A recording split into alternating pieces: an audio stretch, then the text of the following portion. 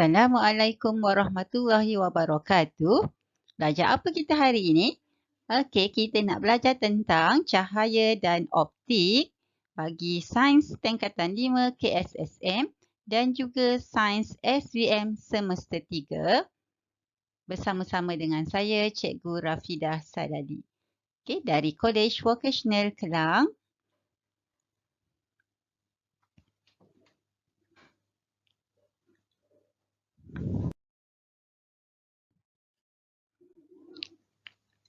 Okey, kita akan belajar tentang pembentukan imej oleh kanta.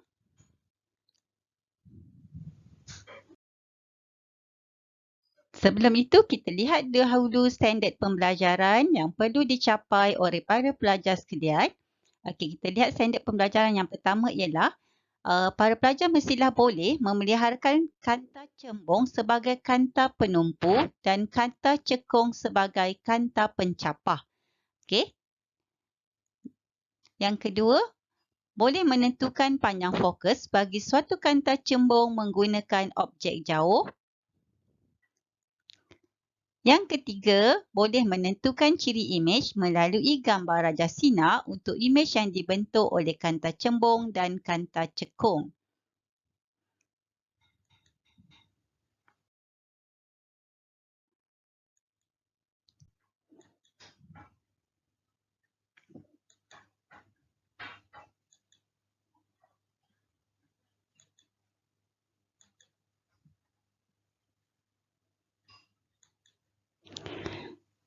Okey, kenapa kita ada banyak gambar mata ya di sini? Okey. Jadi, mata kita gunakan untuk melihat. Okey, jadi bagaimana mata ini boleh digunakan untuk melihat? Dalam mata ni ada satu kanta yang wujud secara semula jadi.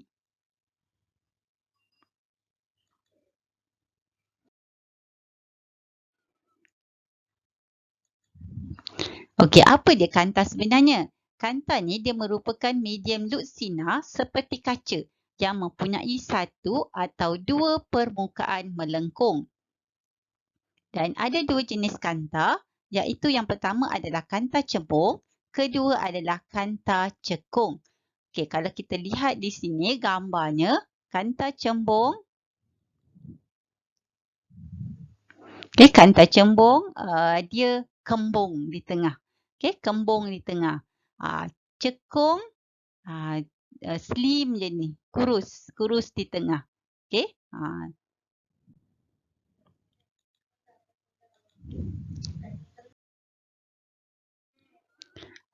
Okey, jenis-jenis kanta cembung adalah dwi cembung, plana cembung dan meniskus cembung.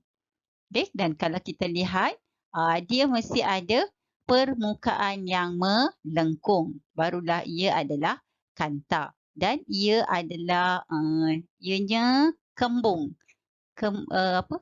Kembung di tengah. Okey. Sebab ia adalah kanta cembung. Okey, ini adalah pula contoh-contoh kanta cekung. Okey. Dwi cekung. Okey, tengok dia cekung di tengah, kurus di tengah, slim. Okey. Plano cekung dan meniskus cekung. Okey, kemudian kita lihat pembiasan sinar cahaya selepas melalui kanta cembung dan kanta cekung. Okey, kita lihat dahulu pembiasan sinar cahaya selepas melalui kanta cembung. Sinar cahaya bila dia melalui kanta cembung, ia akan menumpu. Dan kanta cembung ini dikenali sebagai kanta penumpu sebab sifat cahayanya yang menumpu selepas melalui kanta cembung. Okey, bagaimana dengan kanta cekung pula? Kalau kanta cekung, sinar cahayanya akan mencapah selepas melalui kanta cekung. Oleh itu, kanta cekung ni kita kenali sebagai kanta pencapah.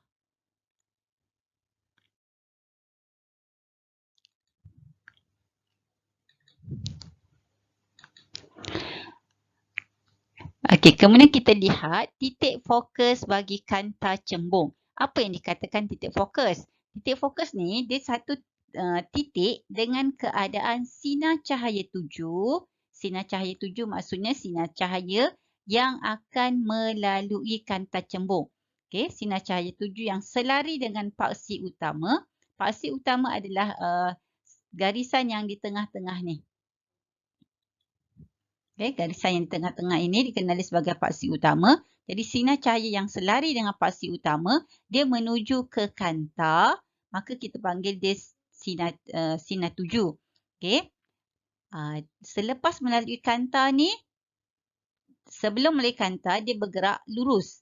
Okay. Selepas melalui kanta, ia akan menumpu pada satu titik. Okay. Titik yang ia menumpu ini kita panggil sebagai titik fokus.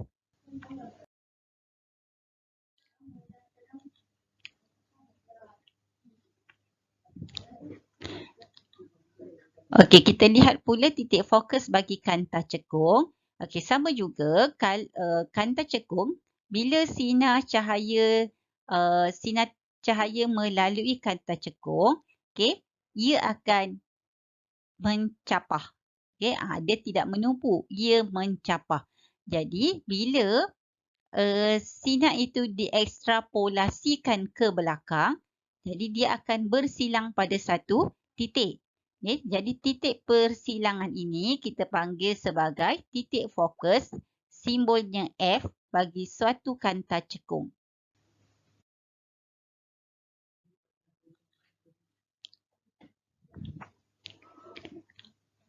Okey, kemudian kita nak tentukan panjang fokus bagi suatu kanta cembung menggunakan objek yang jauh.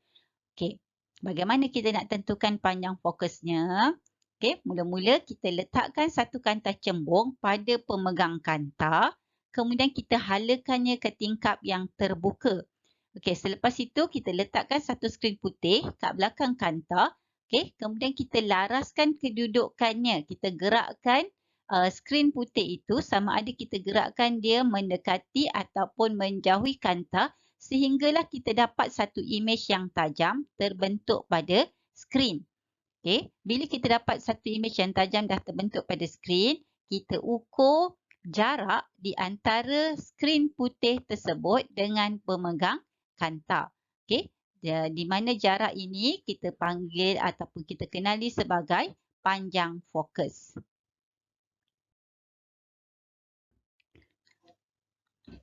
Okey, kita nak tentukan panjang fokus kanta cembung.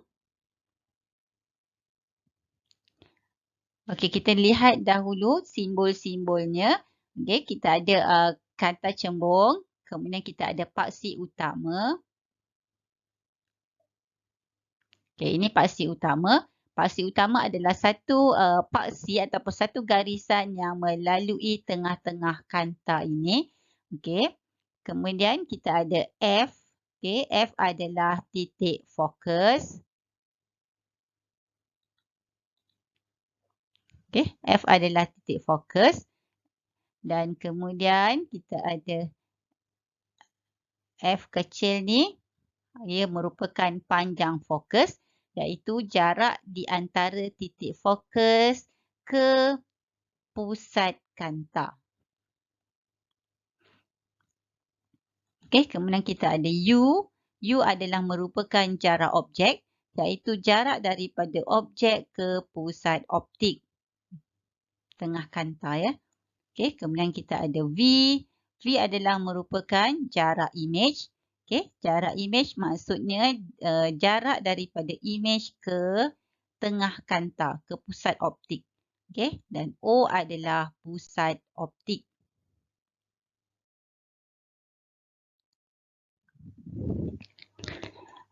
Okey, bagaimana pula panjang fokus kanta cekung? Okey, sama juga seperti tadi. Okey, maksudnya kita ada U, kita ada V, okey, ada F besar sama. Okey.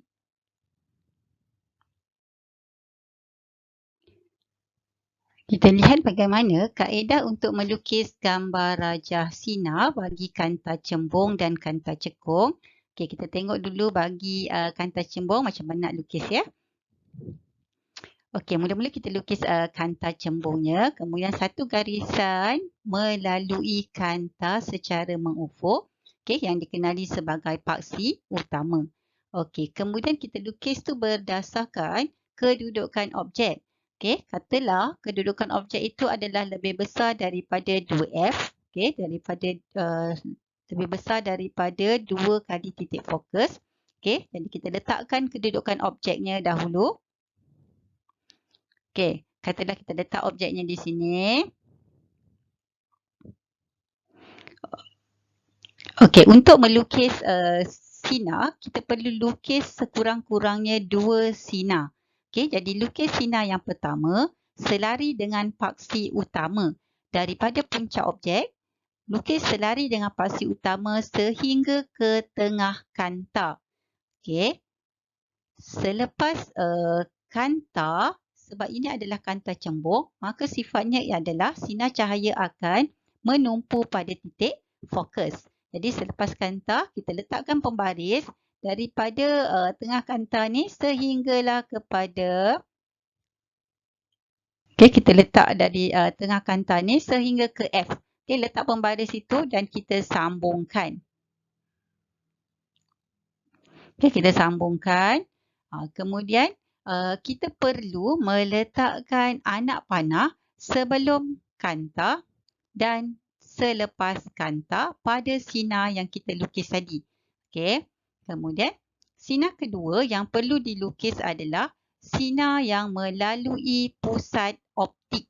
Okey, jadi daripada puncak objek ni letak pembaris sehingga kepada pusat optik, kemudian kita sambungkan. Okey, semua garisan ni kita lukis dengan pensel dan pembaris. Okey, jangan guna pen. Nanti kalau silap, susah nak padam. Nanti tak cantik. Okey, jadi gunakan pensel. Kalau tersilap, mudah nak padam, bersih. Okey, jadi lepas tu kita letakkan anak panah juga sebelum dan selepas kanta. Okey. Pada titik persilangan ni, di sinilah terbentuknya imej. Okey, jadi lukiskan imej pada titik persilangan ini. Okey, jadi kita lukis imejnya. Okey. Okey, kemudian sebelah sini, kemudian ini adalah sebelah kiri kanta dan sebelah sini pula adalah merupakan sebelah kanan kanta. Okey. Kita perlu tahu sebelah kiri, sebelah kanan ini adalah untuk menentukan ciri-ciri imejnya. Okey, kalau imej ni terbentuk di sebelah kanan kanta, maka kita kata imej itu bersifat nyata. Okey, lawan bagi nyata adalah maya. Kalau imej tu terbentuk di sebelah kiri kanta, maka ia adalah bersifat maya. Okey, sekarang di sini imej ni terbentuk di sebelah kanan kanta, maka ia adalah bersifat nyata. Okey, kemudian kita tengok keadaan imej ni. Tadi objek ni dia anak panahnya ke atas. Sekarang anak panahnya ke bawah. Maka dia telah imej ni bersifat terbalik ataupun songsang. Okey, terbalik ataupun songsang. Bukan songsang sisi ya. Songsang sisi tu lain. Okay, songsang sisi tu macam awak selfie kan. Itu songsang sisi, kiri jadi kanan. Ini atas jadi bawah, kita kata songsang ataupun terbalik. Okey, kemudian satu lagi ciri imejnya, tengok perubahan saiznya. Okey, objeknya dengan bandingkan saiz objek dengan saiz imej. Sekarang saiz imej telah pun menjadi lebih kecil daripada saiz objek. Okey, jadi kita nyatakan dia punya ciri-ciri imejnya. Okay, iaitu nyata, terbalik ataupun songsang, saiz lebih kecil daripada objek. Okay, ini adalah bagi kalau kedudukan objek itu lebih besar daripada 2F.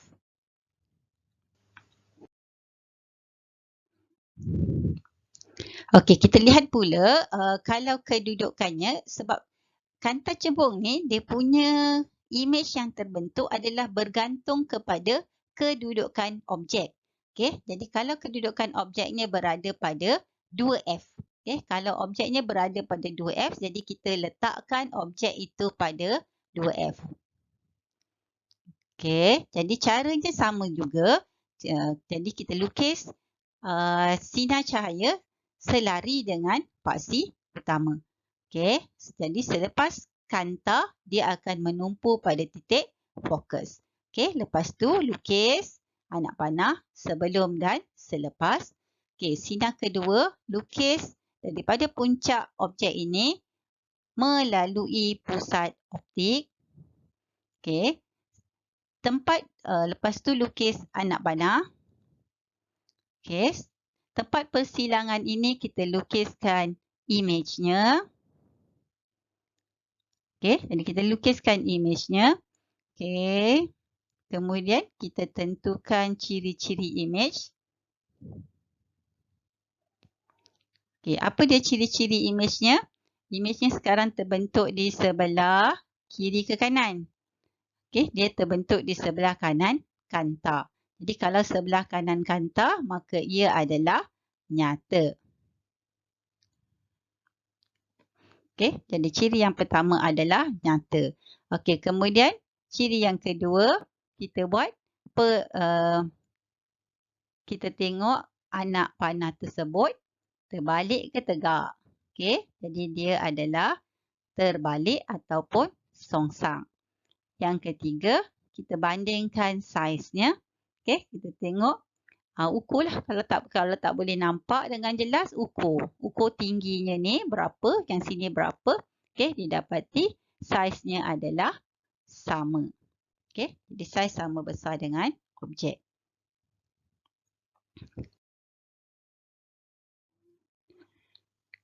Kita lihat pula bagi kedudukan objek di antara F dan 2F. Okey, jadi cara yang sama kita lukis objek di antara F dan 2F. Okey. Kemudian kita lukis sinar selari dengan paksi utama. Okey, sehingga ke tengah kanta. Selepas kanta ia akan menumpu pada titik fokus. Okey, kemudian kita lukiskan kepala anak panah sebelum dan selepas kanta. Okey, kemudian kita lukis sinar melalui pusat optik. Okey, lepas tu lukis kepala anak panah, jangan lupa tu. Okey, kemudian pada titik persilangan di sini kita lukiskan imejnya.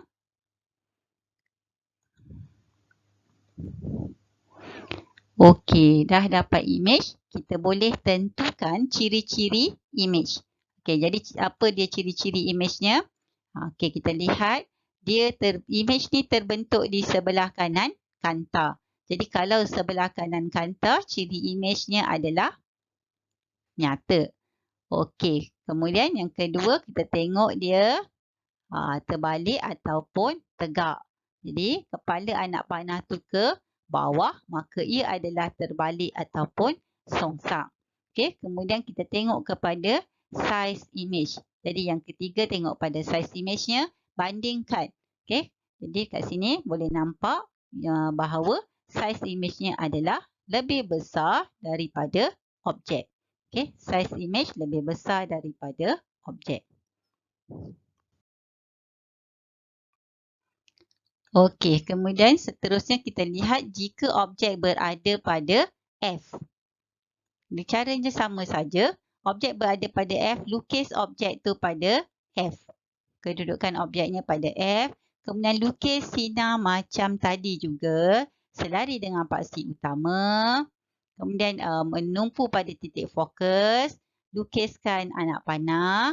Kemudian lukiskan melalui pusat optik. Okey, kemudian lukiskan anak panah sebelum dan selepas. Okey, kalau kita tengok gambar sinar yang terhasil ini, dia selari. Jadi kalau selari, tidak akan bersilang. Okey, tidak akan bersilang, maka ia tidak akan menghasilkan imej di sini.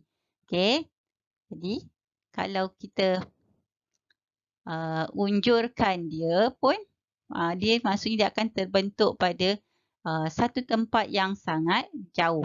Yang kedudukannya adalah infinity. Okey, jadi ciri-ciri imejnya adalah yang pertama, Okey, kita tengok dulu sebelah kiri, sebelah kanan. Jadi ciri-ciri imejnya. Imej tak akan terbentuk di sebelah kanan. Okey.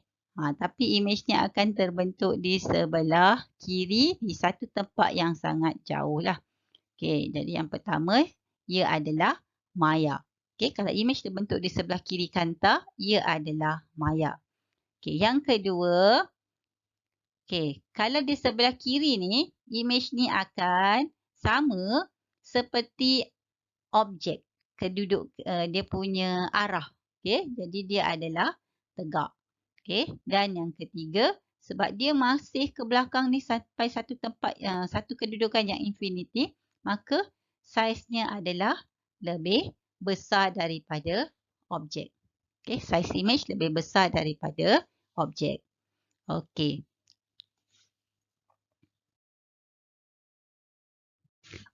Okey, seterusnya kita tengok pula kalau objek itu berada kurang daripada F.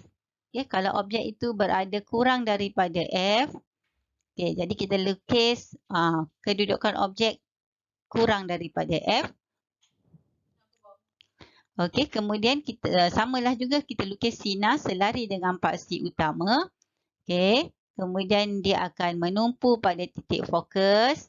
Okey, kemudian lukis anak panah sebelum dan selepas. Kemudian sinar kedua adalah melalui pusat optik. Okey, lukis kepala anak panah sebelum dan selepas. Okey, kalau kita tengok dia macam mencapah macam ni kan. Okey, maksudnya dia tak akan bertemu di sebelah kanan kanta ni. Maka kita buat satu unjuran. Kita unjurkan dia ke belakang. Okey, kita unjurkan sehinggalah ia bersilang. Bila ia bersilang, pada titik persilangan tersebutlah terbentuk imej. Okey, jadi imejnya, kita lukis imejnya di situ. Okey, kita gunakan garis putus-putus untuk menggambarkan imej ini bersifat maya. Okey, sebab dia terbentuk di sebelah kiri. Okey, sebab dia terbentuk di sebelah kiri kanta, maka kita kata imej itu bersifat maya. Apa maksud maya? Maya bermaksud imej itu tidak akan terbentuk pada skrin. Okey, kalau nyata tu imej terbentuk pada skrin. Okey, jadi ciri yang pertama tadi maya. Ciri yang kedua, kita tengok dia tegak. Okey, kemudian yang ketiga, bandingkan saiznya. Bagaimana saiznya? Saiz imej adalah lebih besar daripada saiz objek. Okey, kegunaannya adalah untuk membuat kanta pembesar. Okey, jadi dia akan membesarkan objek.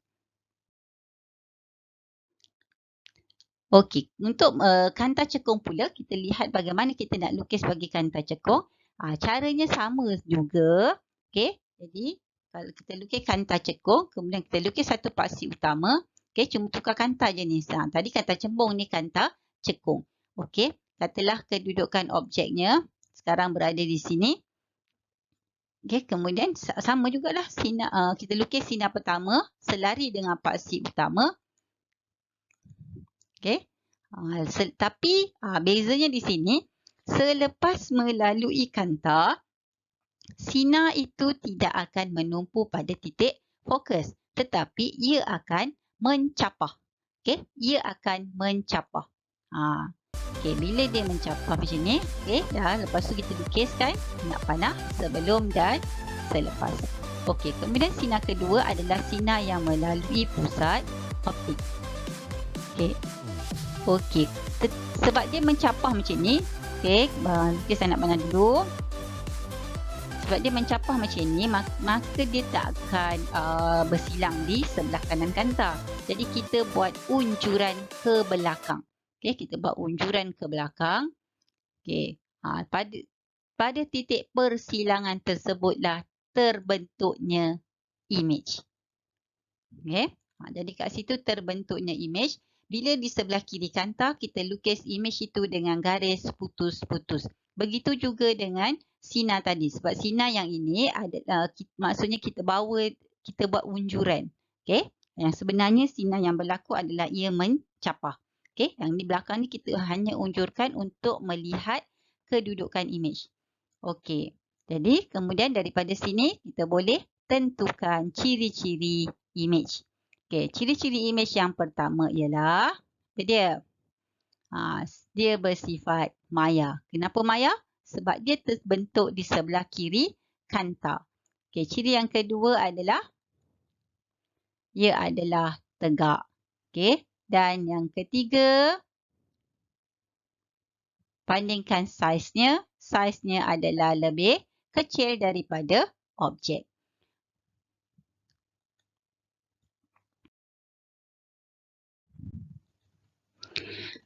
Okey, untuk kanta cekung, okey, yang ini kalau dia kedudukan objek itu kurang daripada F.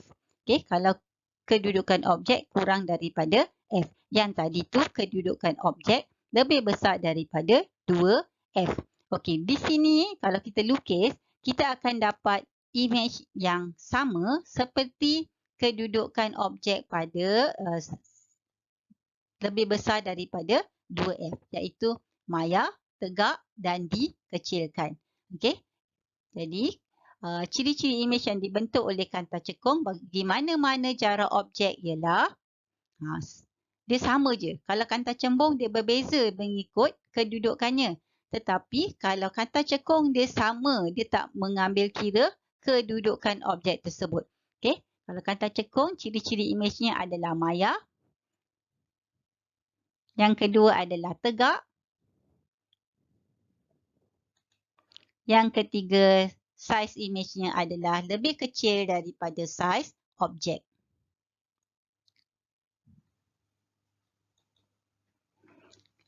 Okey, dan kedudukannya, kedudukan imej ini berada di antara objek dengan kanta cekung. Okey, kedudukan imej tu berada di antara objek dengan kanta cekung.